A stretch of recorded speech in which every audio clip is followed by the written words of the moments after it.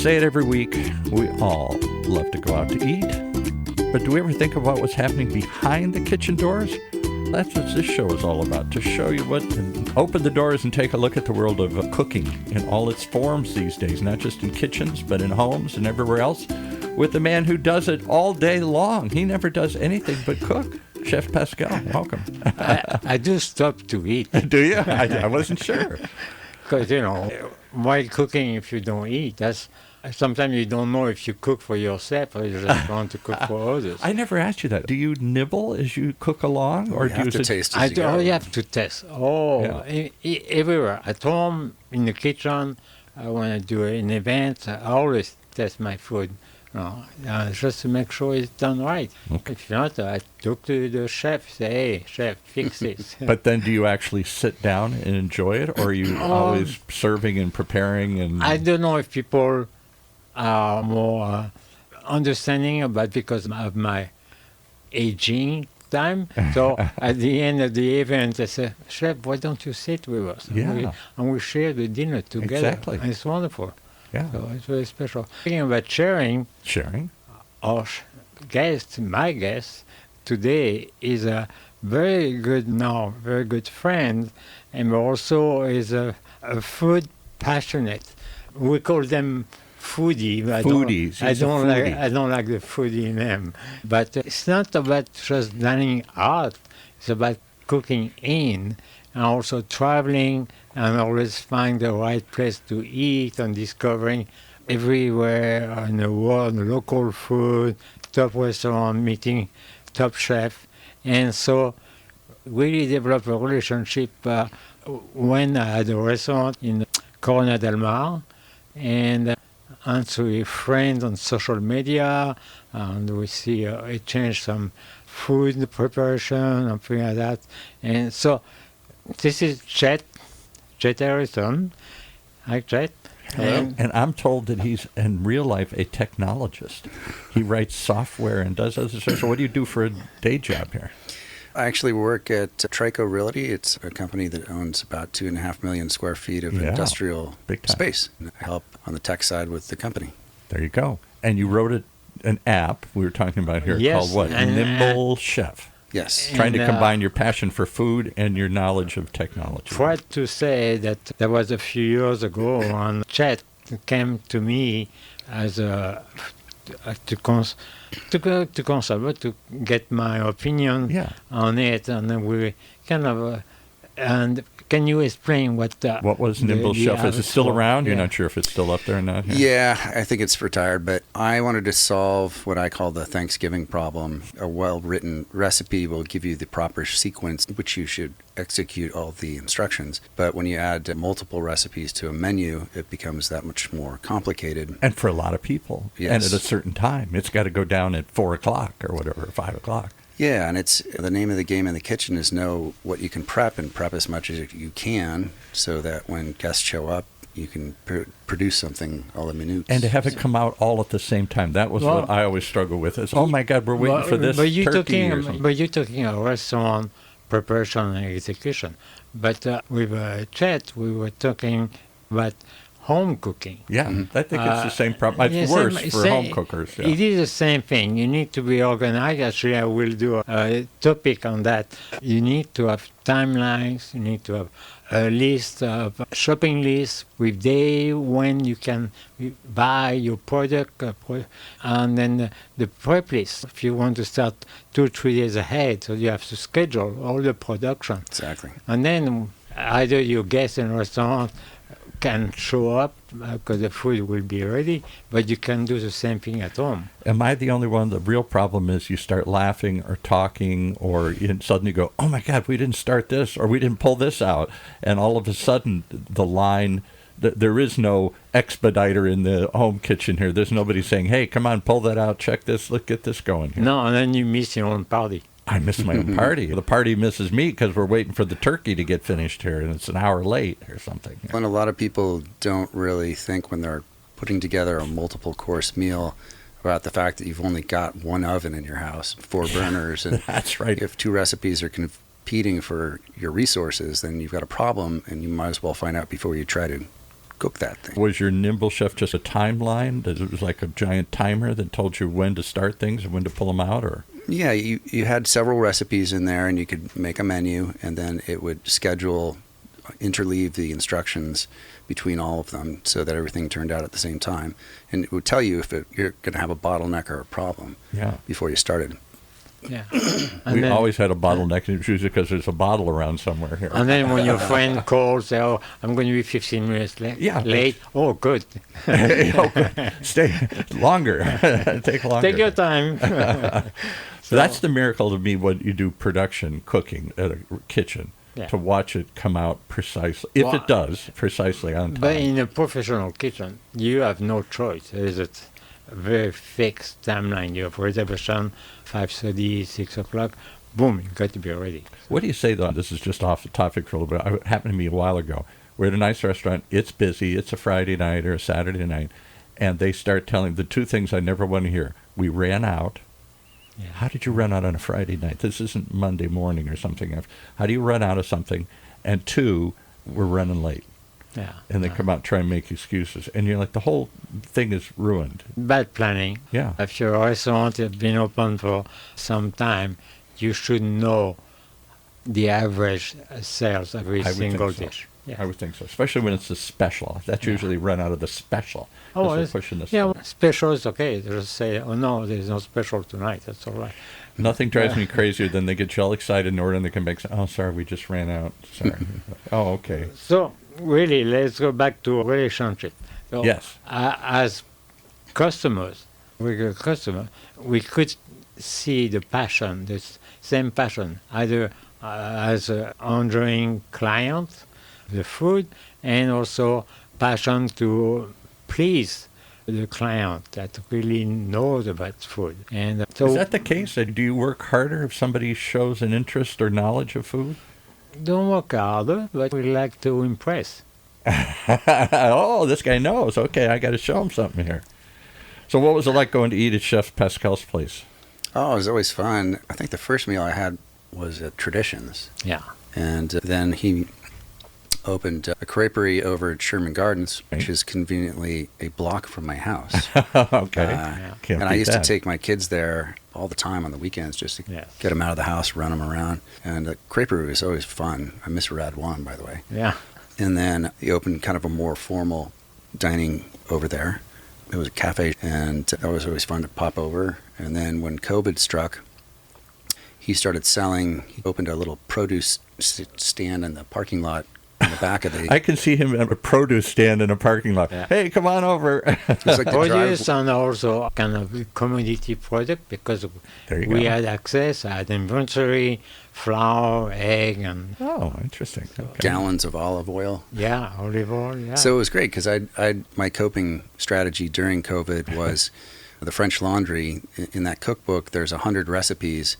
And really, that many he has in that French Laundry cookbook? Yeah, there's 100 recipes, and I originally bought the book probably 20 years prior, but you really couldn't get your hands on a lot of the high-end products like the white truffles and the foie gras. And, can't go down to Ralph's and say, where's your foie gras section here? Yeah, and the fine caviars. But when COVID hit, everyone had to go online, so all of the purveyors of those really expensive products sold direct, and part of my exploration was finding these great sources. So I managed to cook 53 of the 100. Wow. And I would always bring over a little sample for Pascal when I go to his stand to pick up some produce. And did he make that face he makes here? Sometimes he takes his nose up a little bit. Exactly. No. I think his first remark, I brought you over some kind of oyster dish, and he said, "You got the job." Oh, wow. Yeah, okay. You got the job. But you know why I said that? Because I could not have any staff at that time during COVID. Yeah. So, but Chet really is a perfectionist. No, he likes perfections. And when you read a recipe, you really follow the step by step, and then you add your own little touch. But you really respect what the chef wants to do. Yeah. You're one of now 2 or 3 people he's brought in who we'll call home chefs.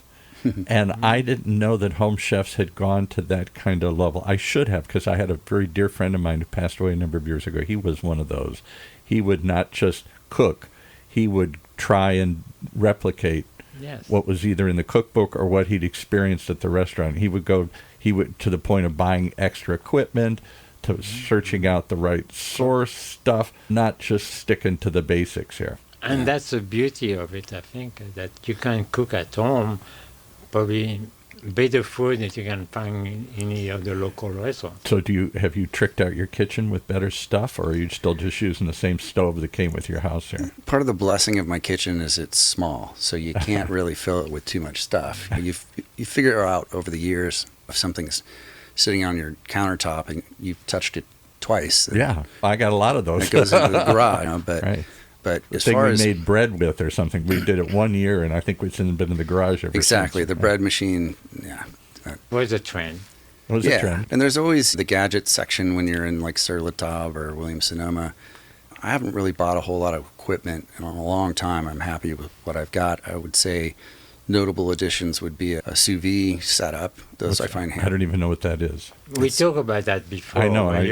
I forgot already. It's what they call an immersion circulator. So you have a kind of a bathtub. You can use a pan. These systems used to be super expensive, but then these guys figured out they can make it on the cheap. Yeah. And you just stick a heating element with a fan in the water so it circulates at a very specific temperature. It's very scientific because temperature, timing, everything is the key for every ingredient.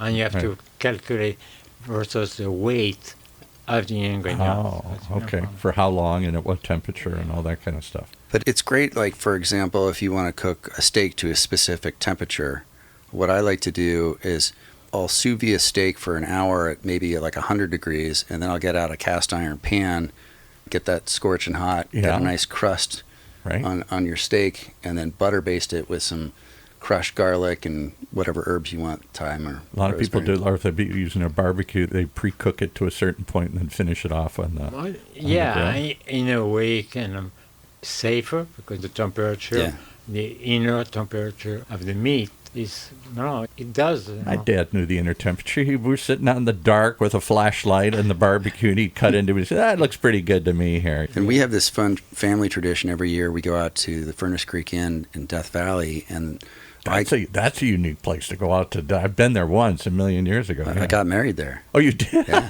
At the Furnace Creek Inn? Yeah. They have the sign outside. It went up to 130 today or something, or 120. Yeah. I got married in May. Talking about, temperature. Yeah, temperature, right.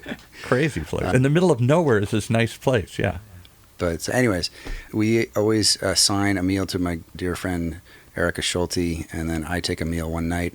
And it's always a challenge to cook because you don't really have a kitchen. So I'll bring out my sous setup and then a little butane burner. Like in the room you're doing this? You're cooking? No, you can do the sous inside. You can do that anywhere. There's no fumes.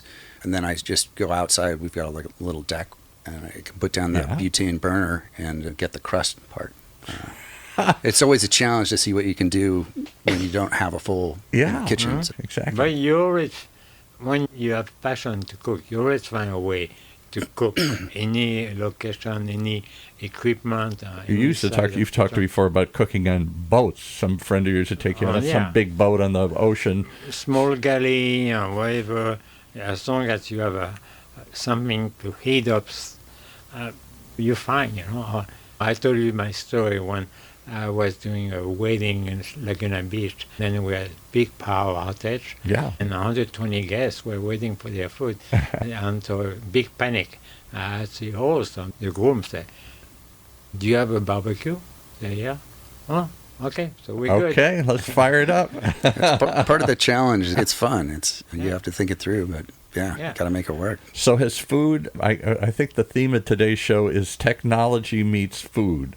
Food wasn't necessarily even though it always had a technology to it, you got to cook at a certain temperature and a certain time and all these types of things. But I pictured that chefs like Pascal more like painters, artists, not as whatever the other part of your brain that uses technology and math and all that. But with the amount of equipment and the other stuff, I find that I think technology is taking over a bigger role in cooking these days. Am I wrong? Or are people still just You want to answer that? cooking like my mother did or something, just out of instinct. I will say that I can't speak to the professional side, but when I was working on the Nimble Chef project, I would go out to, what's the electronics, CES out in Vegas? A computer electronics show. Yeah, and it was interesting when you got to the cooking section of all the displays, how much all the big companies are trying to get into this sort of automated help you in the home kitchen with smart refrigerators and smart burners, and you can see how a system like Combi oven. All the new types of ovens and stuff they have, But you could see how a system like the one that I wrote in Nimble Chef could be the orchestrator of turning on this equipment or turning off that equipment, and checking your fridge to make sure you've got all the ingredients you need. It's a pretty fascinating space. I haven't seen anything blow my mind. But who's your friend that sells all the equipment that was in here? Oh, yes. Fisher or something? Fisher Group, yeah. And so they have a test kitchen, warehouse, whatever you want to call it. But they installed showroom. Yeah. And the cutting edge cool stuff they have now, particularly for professional kitchens that don't want to put a hood in or can't put a hood in because of their location. They're in the basement of an office building or something here. And unique kinds of, what do they call them, the convection ovens and all the other stuff here. Yeah, but especially we're talking about the oven. Yeah, especially for baking or making bread, you need to have special humidity versus temperature. So you can program that now. So he said there's tons of tech now, tons of stuff you can buy. And they hadn't, and they're starting to, if I remember the conversation, it was all for professional kitchens, but they're starting to realize that there's an equally big market for home kitchens, particularly upscale homes along the beaches here where they're putting in 2-3 kitchens. There's the dirty kitchen where they do the work and the show kitchen that everybody sits around and pretends. So, Chet, let's go back to food. What would be, if you have to name one or two, your favorite food to cook? Yeah. Favorite food to cook. First of all, what style? Do you cook French? Do you cook Italian? Do you cook fusion? I'll cook everything. Okay. Actually, I make a pretty mean chicken pad thai.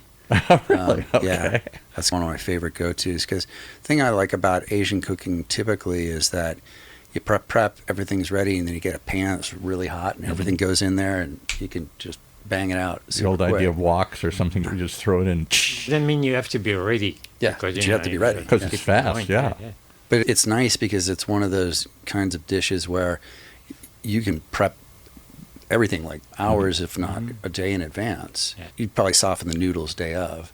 But once that's all ready to go and your guests are coming in, you can serve a couple cocktails, hit that pan. You're only in the kitchen for 10, 15 minutes at the most. And you're eating. You can watch this like on TV.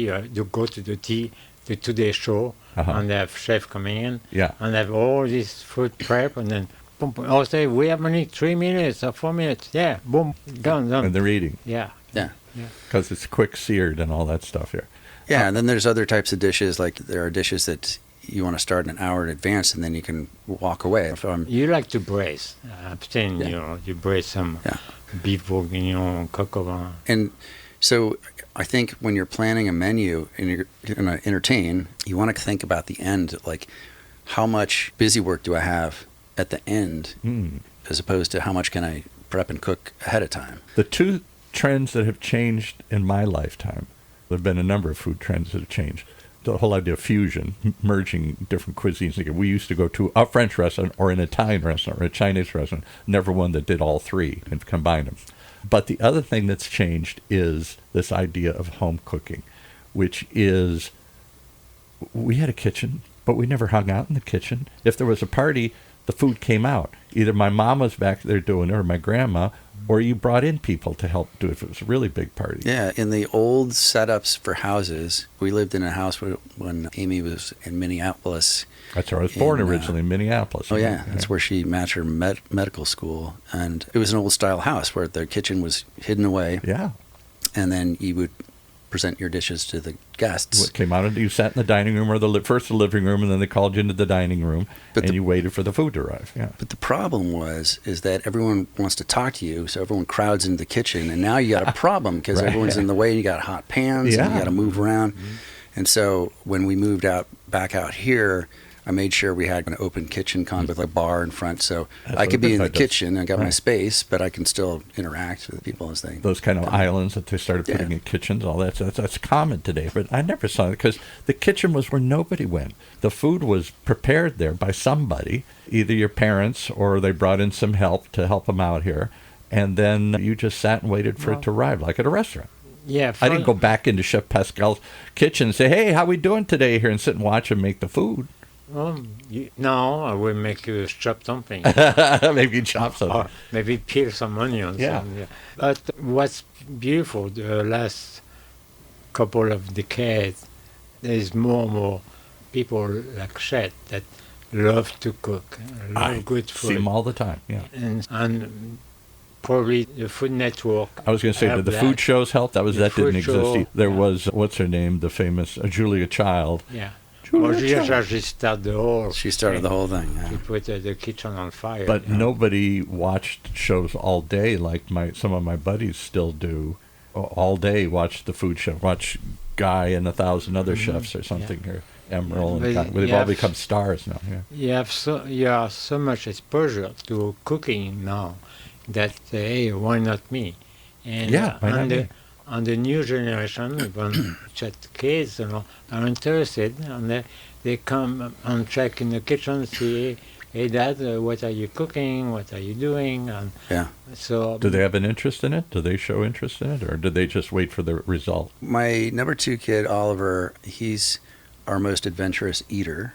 And, Not many kids are these days here. Some of them just want to have fast food and forget everything else and pizza. Yeah, and he's 15, or actually, I guess he just turned 16. He's listening to the show. Yeah, I know. You get that right. How old is he? But he's picked up a couple things. He can fry an egg, and wow. If I'm not home, he'll go in the fridge and pull something out. Yeah. So it seems, to the point of the food show bonanza, it seems we get Orange Coast magazine. It's like almost every 3 months, there's a food on the cover. Yep. Like the new restaurants. They do a great job over there keeping food alive. So clearly that content sells. Yeah. It is a big audience on the food. Mm. And there's more and more farmers market in Orange County. Yeah. And more food. So does that hurt the dining scene then? I always wonder then, do people stay home more than they go out to eat then? Partly because they can and it's fun, and partly because it's more cost effective probably than going out. I'm probably the best person to answer that, because I would say no, because I'm always more curious to go out and see what's new. And, there you go. And obviously, you go back to some of your favorites, but I'm the guy reading those magazines. You're the guy. Trying to figure out where's the next new thing. That's me. I'm not a cook, but I'm always, people say, what's your favorite place? I said, the one I haven't been to yet. Yeah. As much as I like various restaurants, I'm always looking for something new and wow me, surprise me. I mean, my wife also, and I... Yeah, I'll go to a farmer's market, and then you can create your menu on the spot, pretty much. Yes. Just buy what looks good. Buy what looks good. Yeah. But my wife and I are lucky enough to go to Paris next week. Wow. And we're going Can we come with you? We'll be your camera crew here. Come on down. Yeah, we're going to kick it off in Champagne. And, there we go. And take the TGV to Paris. And we're going to try some very exciting restaurants and some old classics. Yeah. So, is Paris still, I've never been to Paris. Is Paris still the place? Is that Mecca still? Or for a certain amount of foodies? You have so many places that you want to visit. Either you want to go to an old-time place that's been there for a couple of centuries. Yeah, Tour d'Argent. Yeah, and still good. But also a more casual, like some brasserie. Le Recomier. Yeah, and even like in the train station. Even in the train station? Gare de Lyon, there's a restaurant called Le Train Bleu, and it's a Michelin star restaurant in a train station. Very old, like 1920. I think it was built for the Paris International Fair. Okay. And amazing food and decor. And even casual creperies are great too. Yeah. They're awesome. Yeah, good creperie with good butter and sugar and brown sugar. So if I'm going to go, I got a bucket list. I'm going to go to one city in France. Do I got to go to Paris, the big city, or do we go to some little town somewhere? Or Lyon. Lyon is really still the capital of the French gastronomy, but at every level, from the 3-star Michelin down to a little corner bistro called Le Bouchon. And Leon is where? In the south? Yeah. It's in the middle pretty much between Paris and Marseille. Okay. Marseille's on the coast, yeah. So it's on Burgundy. the east side of France. But Is that the Burgundy region? Yeah. Yeah. And then a fantastic area for food and wine. Oh, talking about wine. Yes. Chet is a very big fan and very knowledgeable on fine wine. Ah. Did he bring us some here today? Did he ready to uncork it here? I should have. The wine is breathing. Yeah. It's breathing right now. It's destroying my life. It's always breathing somewhere else. But he loves to go to wine countries like Napa Valley, and because Napa Valley now also is a food and wine, not just a wine area. It's a food and wine maker. Isn't that where the French Laundry is? In Napa That's Valley? when Keller showed up. That really changed. Obviously, Mondavi kicked off the whole wine side of things. Keller really And cemented Gergich, too. I think wasn't Gergich the first guy to win an international award? Yeah, but there was no food at that time, really. But Sonoma, the village of Sonoma, also have great wine and food places. And then I'll give a shout out to Chef Douglas up at Cyrus. He used to be in the Mars Hotel in Healdsburg, and then things didn't work out with the landlord, so he found a place up in Geyserville. Douglas Keene, just some of the most amazing meals I've ever had. And what's the name of the restaurant? It's called Cyrus, which is named after the guy that started, I think, Sonoma Valley. One of the early pioneers. Okay, didn't know that. Yountville is named after in Mr. Sonoma, they have food and wine festivals. Yeah, they're parallel valleys there to get Sonoma and Napa. There's kind of a mountain range in the middle. They have Pinot Noir festivals, unbelievable. Yeah. So Napa is. I'm old enough to remember the 70s and when they first started doing fine wine, not just jug wine, and they won some. I think it wasn't Gergich the first guy that won. The Judgment of Paris. That was it. Yeah. And everybody was shocked that an American wine could compete. And nowadays... At that time, he was working with Chateau Montelena. Is that what he was? Yeah. I got to meet Mike Gergich a million years ago here. Funny little guy with a beret would always walk around. Very nice guy. Very nice guy. And really, if you go to Napa, you even have some great farmers market. And change a lot because now it's very touristy, unfortunately. But there's some great results now as well. But they're suffering up there now because the wine industry is down across the board. Tastes are changing. I don't know that my daughter, who's in her 30s, has the same interest in going out and having wine with every meal that we once thought of. I was just up there 2 weeks ago, and as you drive up Silverado Trail, you can see areas where they're pulling out vines. It's just demand is down, and they're saying it might be. I don't know when this started, but we were talking about it. You had the sommelier, the guy in here who teaches chefs to put together wine lists and stuff, and wine has suddenly changed. My era, it was all about, especially if you're in California, a glass of wine for dinner or picnic or lunch or whatever. It's more like Italy or France. That passion for wine, something changed along the way. Yeah. The younger generation, my daughter's age, or I don't know that they have. The thing is, in California, let's talk about California wines. There's more options than just Napa and Sonoma. You have Santa Barbara. Too many. County, way too many. Wine Paso. You have Paso Robles, Central Coast, and even here in Temecula is getting better and better. Yeah, used to just be just for fun, but now they're getting more serious about it. And when you go out to Temecula, there were half a dozen wineries. Now there's 20 or 30 or something out there. And also one thing that starts very well is that fortunately, like chefs who are sharing knowledge and recipe, winemakers do, like with the French. So some French winemaker and California winemaker start to cooperate, and then it's where they create Opus. So has Opus, has it changed in France and Italy? And having not been there, I don't know if that's still, because that was part of their daily. Almost little kids start drinking wine or whatever here. That sounds awful, but you brought up. The French winemaking is still very classic. Actually, it's been used as a reference for the American winemaking. Clearly. And so if you do make Cabernet or Bordeaux blend, you need to know how this works. How it's supposed to taste. Centuries in France, Right. what can we make happen here? So today it changed. And then there's wine around the world now. There's South African wine, there's Chilean wine, there's... Even Chinese wine. Is there Chinese wine and yeah. everything? Wow. Yeah. And I don't know if it's... I know some of those areas. New Zealand is well known for what they do. South Africa's come up. Chilean wine. Well, every region of the world have their own type of wine that's specific with the terroir, with the location. But for a long time, it was just kind of like some of the countries you go to. Gergich said when he was... Because he's from Croatia, I think, or something. He was from Croatia or something. From Croatia, yeah. And he said it was just cheap, sweet wines and stuff there. It wasn't... Because it was not known, so they could not charge much money. But I went there to his winery. And then He always said Zinfandel. He always thought... Nobody knows where Zinfandel came from. He always thought it was from Croatia. It's a type of Zinfandel, but specific from the coast of Croatia, yeah. That's where he always claimed it was from. I don't know if that's true or not, but he always believed that's course. from.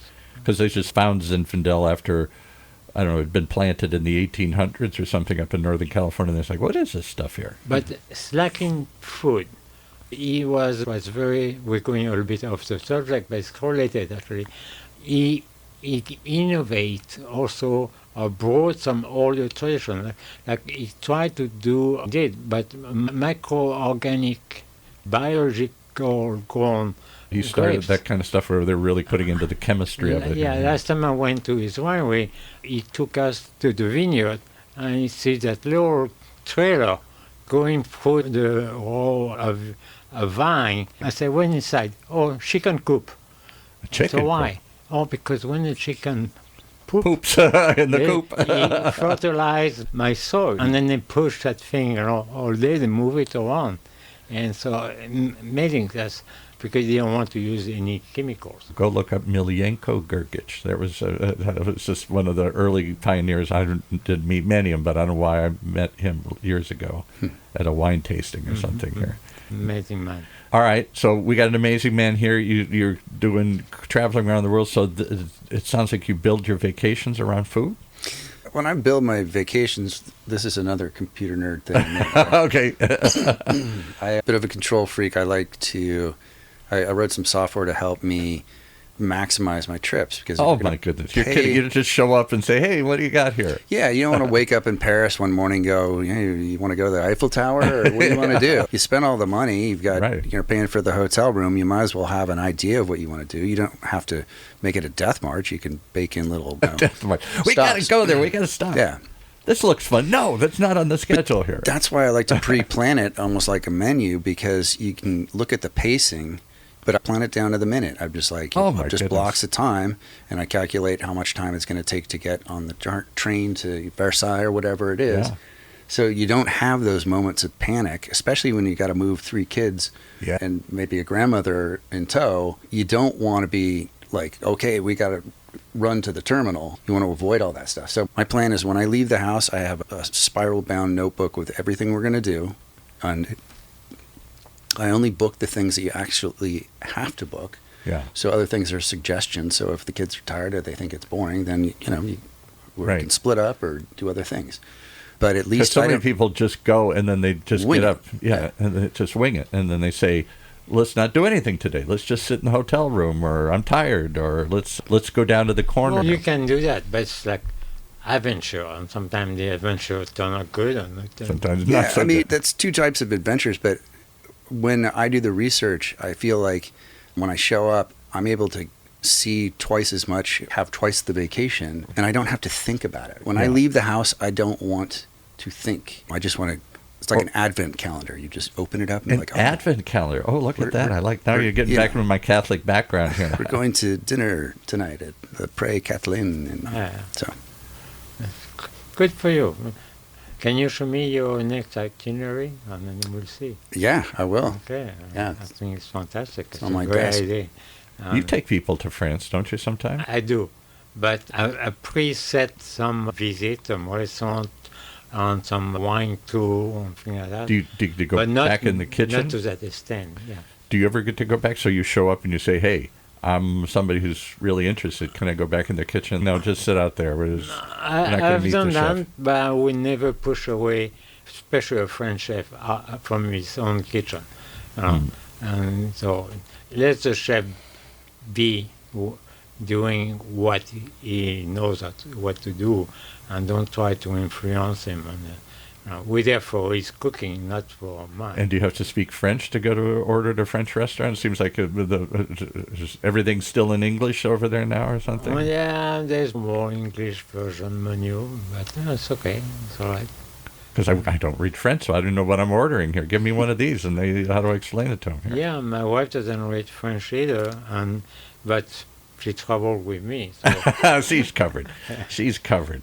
All right, so you're going to France. Where else do the foodies go these days? France. Italy? Do you go to Italy? Do you go to... Yeah, Italy's great. It's not so much that I plan vacations around food, but I love history. I love architecture.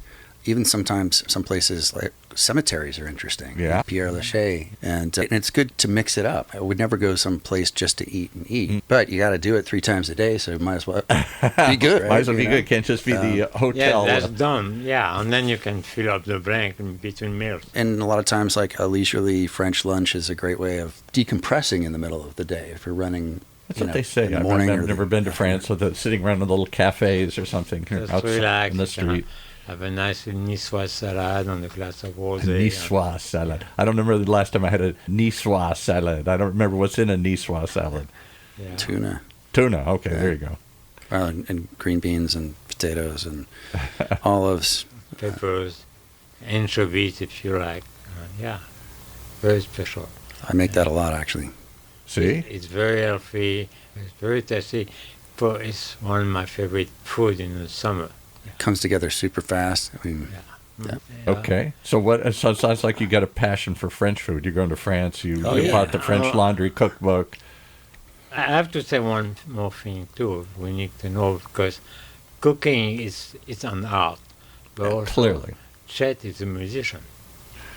That's what you wanted to get into. So you actually play music on the side here? You got a band somewhere that plays? Yeah. I toured professionally for 10 years. Okay. And we wrote 4 albums. Never had an official record label. We just kind of sell them at our gigs. What was the name of the band and what kind of music? The name of the band is the Nail Drivers, which sounds a lot scarier than our sound is really. 9-inch nails. Yeah. Yeah, it's a blend of our 80s influences. There's a little New Order, a little Police, a little U2, and REM. I loved REM. I love all those bands. But yeah. Put that in a blender, and that's sort of what came out the other end. Little rock. What? A little rock and roll. Yeah, it's just 80s, what they would call alternative rock sound. Yeah. I don't know if that's a great descriptor, but yeah, we get together once a year because we're scattered across the country, and we're playing down at Sherman Gardens on July 11th, Saturday. Look at that. Okay. Yeah, around 6 o'clock. I heard you play at Sherman Gardens before. Okay. I think it was for your birthday celebration. Okay. No? Maybe, yeah. And even because I would like to impress and try to do something special. Well, that's right. It was my birthday. I create, don't tell anyone. Don't tell anything. A speakeasy. What? A little pop-up speakeasy? I don't think that's allowed. You had to find it. You had to find it's a real speakeasy. Yeah. And so do you play? So Sting was obviously a bass player. You're a bass player. Yeah, love Sting. Yeah, I'm a bass player. I appreciate like James Brown's bassist Bootsy Collins. He's had a bunch. Yeah, Bootsy definitely had some funk. I love Peter Hook, who's the bass player for New Order, because his lines were so original and new. Mm-hmm. And that was a band where the bass played a pretty major role in the sound. If you take him out of the band, it's still good, but it's a big piece of the DNA. But because the bass player and the drummer, they're usually just to create a beat and a tempo and move it along. They're not really highlighted or featured or whatever. Yeah, and there's different bands. You take a band like Rush, and Neil Peart was an insane drummer. Yeah. Even Stuart Copeland in the Police. But it's hard to have a front man on a drum kit, because the drum kit's in the back anyway. You get Karen Carpenter. That's why they got her off the drums and put her up in the front. She always thought of herself as a drummer. Yeah. Or Phil Collins. I'm not saying she was a great drummer, but she was unique. She thought of herself as a drummer. You can see Phil Collins in the back. Phil Collins, sure. yeah. Another, exactly. Yeah, and Don Henley pulls it off. Caught him at the Sphere, and my God, the guy still got it. It's unbelievable. So let's go back to the food. Okay. So really, the connection with the music and food? The back door. Oh, behind the door. Connection. And once a week at Café Jardin, I used to make a special pack dinner to go. Okay. But all the, I was thinking my customers' favorite, cassoulet, coq au vin, beef bourguignon, and Chet was always on the top of it. He pre-ordered the meals, those. There was a combination of protein and starch and vegetable. Square meal. Yeah, square meal. Almost like a TV dinner. Yeah. But way up there. Elevated. I've had TV dinners. I grew up on TV dinners. In the but Midwest. this is not a normal TV dinner. And so, because I wasn't open for dinner, it was a good way to. And you had to be creative. Also, people were missing out on my original fine dining restaurant on Bristol. So there was a way to stay connected with fine dining and to take home dinner. I have dinner from Chef Pascal. I don't know. We've said this before, and I'm not trying to be difficult, but I don't know of many places. Knife and Pleat, I guess, is one, but there aren't many places where you can get classic French cuisine. Marché, yeah. I don't know where I would get coq au vin or beef bourguignon or all these dishes you just dropped here. It's a little place on Balboa Island, but no, not too many. That's for sure. At one time, that was the thing. If you were going out to eat, you go to a classic French, in either Italian or French restaurant. Yeah. That was the thing. And maybe because fusion came along, now everybody's got this undefinable mixture of everything here. California cuisine. There's not too many run on top French chef in Orange County, I would say. No, we're going to have the owner for Pascal was the first one. He was the first one. He pioneered that. And that had to be not easy because you're talking to people who were used to eating kind of suburban fast food. Yeah, but actually it was easier enough.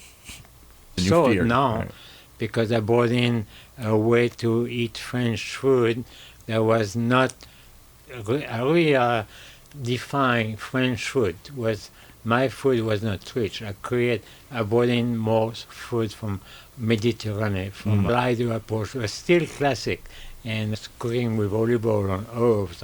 Because I think that's what hurt French food. It got associated with heavy sauces and butters and rich, but real you know rich. what the French will tell you? Yeah, I don't. Your sauce is rich, but it's richer if you put too much sauce on your plate.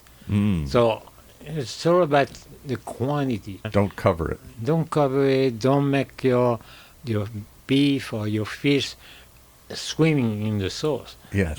So many times I've had that, and I go, yuck. Why am I eating this? I don't even know what I'm eating under this sauce here. Yeah. So the right seasoning, a little bit of melted butter if you want to, or just drizzle of olive oil. And we learned that a lot from the Mediterranean cuisine, Italian and Spanish, with more lighter approach, but still high flavor.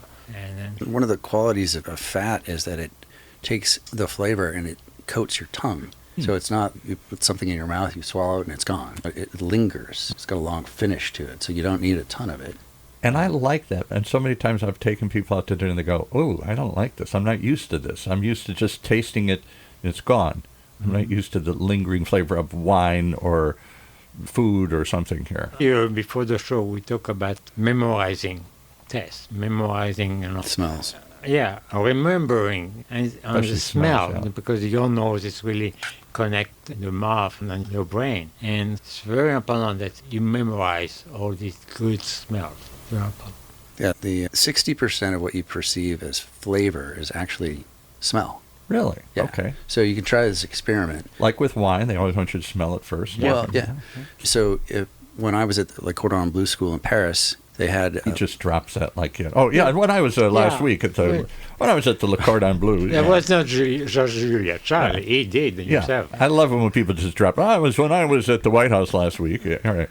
Well, they used to do wine tasting on Tuesday nights, and the head sommelier would come in, and they'd bring the cases of the essence of different scents. Okay, didn't know that. If you didn't know what licorice smelled, you could take a little bottle and go, there you go. Okay. But before we got started, he brought in a fresh baguette, and he said, all right, now everyone pinch your nose.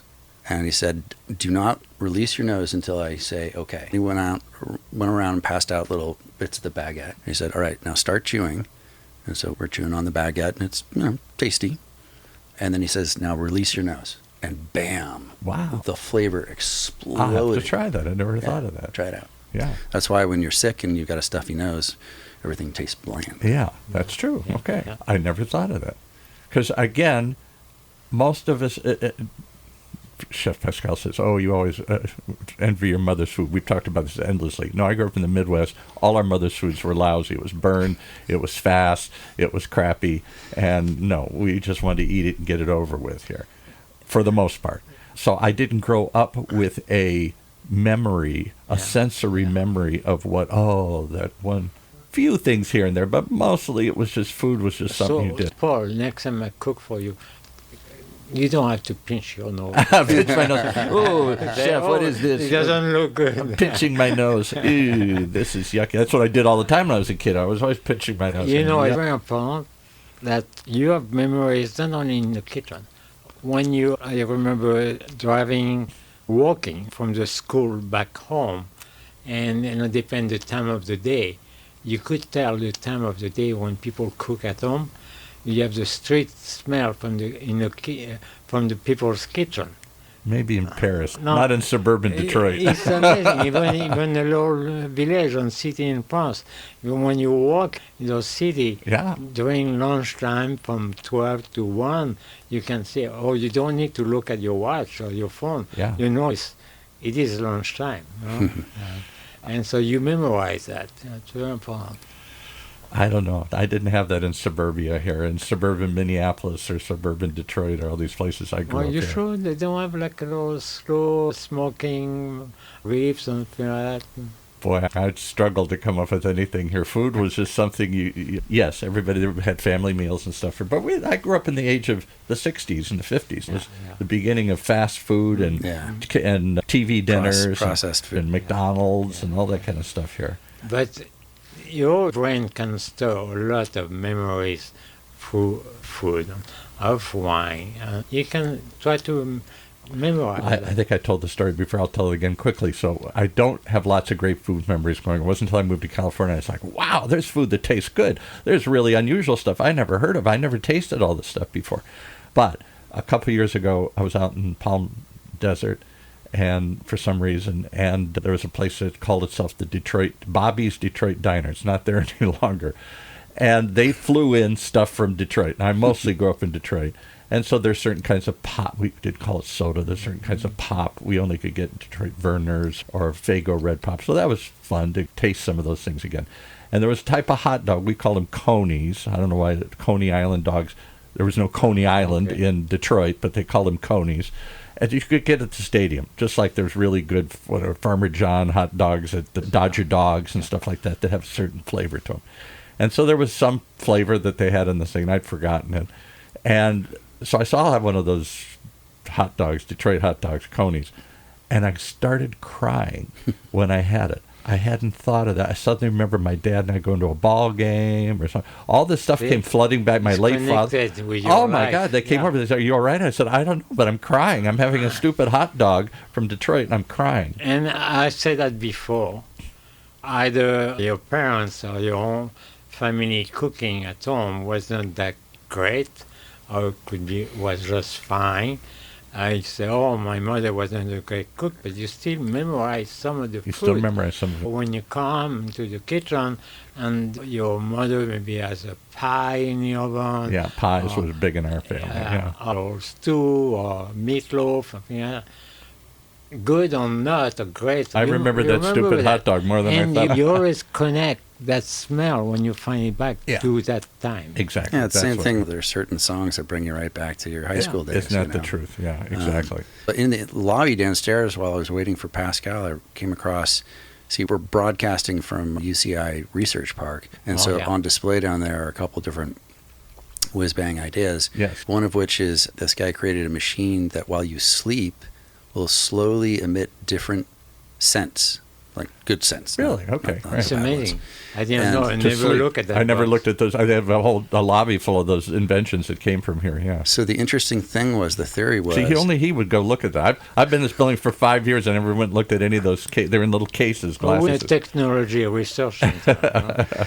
The interesting theory... They'd be thrilled to know somebody finally went over and looked at all these things. was that scent is deeply tied with your memory. So much so that people in an age 60 to 80 demographic, after sleeping with this thing for a week, noticed like a 223% increase in their recall. Wow. Yeah. Because it provokes some part of your memory that And you're sleeping, and access. it's work in your brain Yeah. because your brain's processing those smells. It's like, where am I? I do know we had a couple of people who come in through this that work at Alzheimer's facilities, or people that have lost memories or age or really old. And one of the ways to reach them is through smells or through music.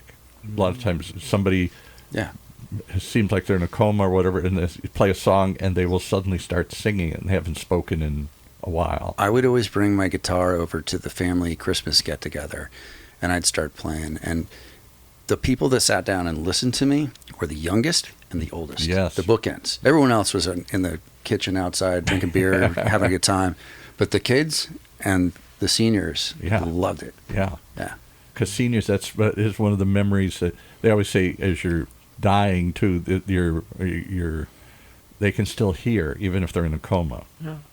That box regenerates your memory. Yeah. It provokes, you're trying to poke the little parts of your memories that you haven't used, the little synapses. You wake up the neurons.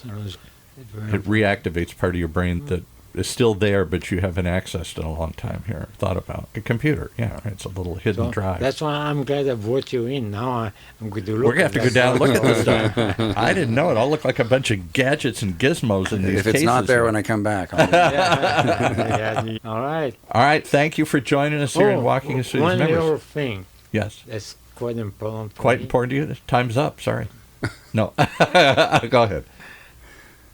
Chet, my friend Chet, is helping me on putting together my cookbook. Oh. Yeah. He's so savvy with all the technology and that. To lay it out. I am able to give the story, and he can transcribe them and things like that. And I don't know, I can't wait that He's got a lot of great stories. How many years you've been writing this cookbook? I would say my cookbook starts when I was cooking. When I first met him, he was writing a cookbook. This is why I'm his personal trainer, is what I am. Yeah, I know. Exactly. We got to get this thing done. You keep saying this cookbook's out there. We're making a lot for And I would bet there are a lot. Oh, yeah. So what is is there a theme to the cookbook, or is it just a series of recipes? Is there a story to the cookbook? More many stories that are attached to my culinary journey. Okay. A different chapter of my culinary life, right, from Normandy, where I was born, to Belgium, where I went to study in a hotel management college, and then to Lyon, where I work in fine dining, and then in south of France, in Provence, Saint-Tropez, where you serve Brigitte Bardot. We don't talk about and then brought all of that to California. Right. So each location is a chapter. So. That'd be cool.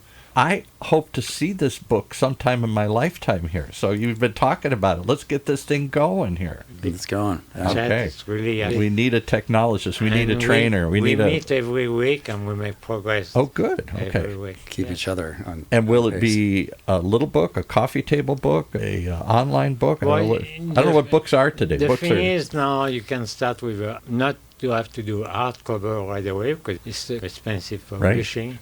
But you can do a soft cover, you can do online, Barnes & Noble or place like that. People Maybe order it's a online. graphic novel. It's an adult comic book.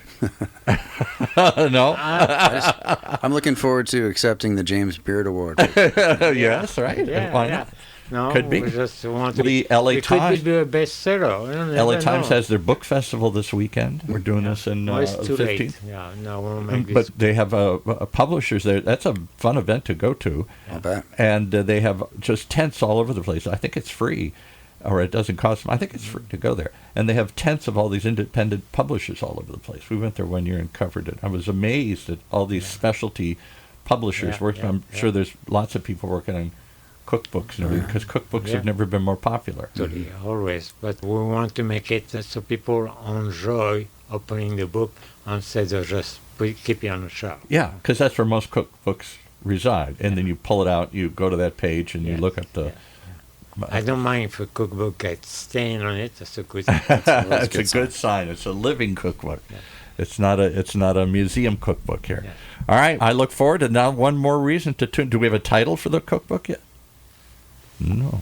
We haven't Working title. totally, Working title. Okay. Is it- But it's more Chef Pascal travel log, something like that. Travel log. Okay, there you go. So it has a travel log, a traveling feel to it here. Okay, that's more than I've learned about the cookbook in the last couple of years here. All I hear is, I'm working on my cookbook. Yeah. All right, I'm working on the story of my life, but how's that going here? All right, thanks for joining us here today, and we'll look forward to any projected timelines. Can we put it out there? Part of achieving a goal is to start stating it publicly. I'm going to publish it next year. I'm going to go to the moon. And Maybe by the end of the year we'll have something. Yeah, I think that's totally reasonable. You start off, we've done a massive sprint. He's got all the content, except for content, I'm sure is some of the fun stories, but those are easy to capture. We just got to, the last 10% is going to take the most work to edit and kind of. Yeah. Yeah. We'll have to use AI. AI is for everything now. We have to yeah, dig does through help. AI to sift through it and make Even sense of it. with my broken English. Well, it's better than my broken French, so any day. All right, thank you so much for joining us here today. What an interesting journey here. Technology meets cooking meets music. It can be left brain and right brain here at the same time. The main thing you say is good life. The good life, that's it. A good life is a well-lived life is a little bit of both here. You got to have a little left brain and a little right brain here. All right, thanks for joining us. All right, merci. There you have it. One more reason to tune in. You never know what you're going to find behind the kitchen doors with Chef Pascal, right here in Orange County's only community radio station, OC Talk Radio, streaming live from our studios here at the University of California, Irvine's Beale Applied Innovation Center, with apparently lots of great machines downstairs to check out.